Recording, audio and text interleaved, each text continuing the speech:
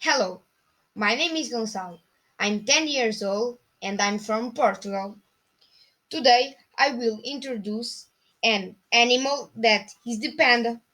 The pandas have small ears, a big head, small arms, a very big nose, two eyes, a very small tummy, and a very small feet. The pandas are all black and white. The favorite food of pandas is bamboo. The pandas are neither fast nor slow. I hope you enjoyed my presentation. And lastly, I will introduce the panda that I did in my English classroom. This is my panda.